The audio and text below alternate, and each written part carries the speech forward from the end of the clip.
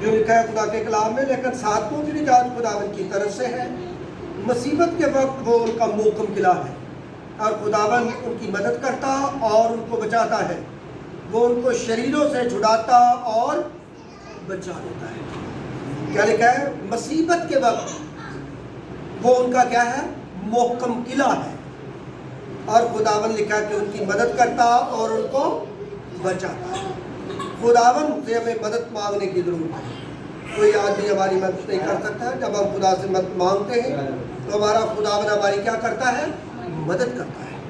ہمارا خداوند اگر ہم کسی مصیبت میں ہیں وہ ہماری مدد کرتا ہے۔ بیماری میں ہے تو وہ ہمیں بیماری سے شفا دیتا ہے۔ جب خدا کے لوگ جب چرچ میں ہوتے ہیں، خدا کے خادم کسی بیمار کے لیے، مصیبت زدہ آدمی کے لیے، تنگی جس کو ہے، جس کے پاس اولاد نہیں ہے، جو بھی ہماری ضرورت ہوتی ہے، جب ہم خداوند کی حضوری میں آتے ہیں، خدا کے خادموں سے درخواست کرتے ہیں، جب وہ دعا کرتے ہیں تو خدا ہماری ہر طرح سے ہماری کیا کرتا ہے؟ مدد کرتا ہے۔ تو وہ بیوہ کس کے پاس جا کر مدد مانگتی ہے؟ کس کو کہتی ہے؟ مرد خدا کو کہتی ہے، علیشا کو کہتی ہے۔ وہ کسی محلے میں جا کر نہیں گئی۔ وہ کس سے مدد مانگتی ہے؟ وہ مرد خدا علیشا سے مدد مانگتی ہے، اور مرد خدا نے اس کی مدد کی ہے، اور جو اس کا قرضہ تھا وہ بھی اتر گیا، اور اس کا گھر کا جو خرچہ تھا، گھر کا گزران تھا، وہ بھی اس نے کہا اس سے اپنے گھر کا گزران کرنا۔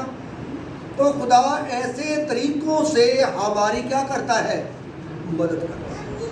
تو ہمیں ایک دوسرے کی مدد کرنے کی ضرورت ہے، نہ کہ کسی غریب آدمی کو ہم دیکھ کر بعض دفعہ ہم عجیب طریقے سے باتیں بناتے ہوتے ہیں، لیکن ہمیں اگر کوئی غریب آدمی ہے ہمیں اس کی مدد کی ضرورت ہے۔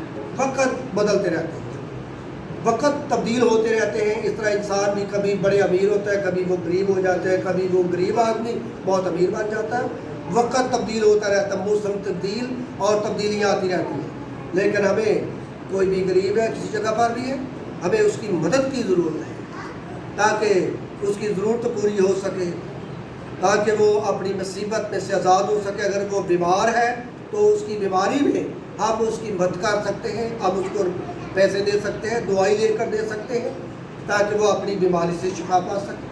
اگر اس کو کپڑوں کی ضرورت ہے ہم اس کو کپڑے لے کر دے سکتے ہیں تاکہ اس کی ضرورت پوری ہو سکے۔ انسان کی بہت سی ضروریات ہیں جو وہ پوری نہیں ہو پاتی، وہ ہمیں جن کو خدا نے دیا ہوا ہے وہ اپنے لوگوں کی جن کو وہ جانتے ہیں وہ ان کی مدد کر سکتے ہیں۔ تو عزیزو بہنوں اور بھائیوں، بائبل مقدس میں جب خدا کی یسوع نے شاگردوں سے کہا کہ گہرے میں جال ڈالو، تو وہ کہنے لگے کہ خدا رات بھر ہم نے جال ڈالا لیکن کوئی مچھلی ہاتھ میں نہیں آئی، لیکن تیرے کہنے پر ہم جال ڈال دیں۔ جب انہوں نے یسوع کے کہنے پر جال ڈالا تو لکھا ہے کہ بہت سی مچھلیاں کثرت کے ساتھ جال میں آ گئی اور ان کے جال پھٹنے لگے، اور انہوں نے کیا کیا؟ اپنے ساتھیوں کو جو مچھیرے تھے، مچھلیاں پکڑنے والے تھے، ان کو آواز دی کہ آؤ ہماری کیا کرو؟ مدد کرو۔ اپنے ساتھیوں کو کہا کہ آؤ ہماری کیا کرو؟ مدد کرو۔ تو لکھا ہے کہ انہوں نے آ کر ان کی کیا کی؟ جو ساتھ ماہی گیر تھے مچھلیاں پکڑنے والے، انہوں نے آ کر ان کی کیا کی؟ مدد کی۔ تو عزیزوں بہنوں اور بھائیوں، ہم ایک دوسرے کی مدد کر سکتے ہیں، ایک دوسرے کی کیا کر سکتے ہیں؟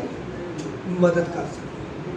جس کو ہم جانتے ہیں، اپنے محلے میں ہے یا کسی اور جگہ پر ہے، ہم اس کی مدد کر سکتے ہیں تاکہ اس کی ضرورت پوری ہو سکے۔ اور مدد جو ہے ان لوگوں کو ضرورت ہوتی ہے جو ضرورت مند ہوتے ہیں۔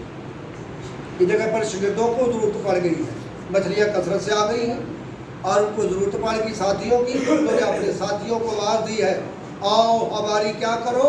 مدد کرو۔ تو لکھا کہ انہوں نے آپ کی کیا کی؟ مدد کی۔ اور وہ سور سلا کی عورت،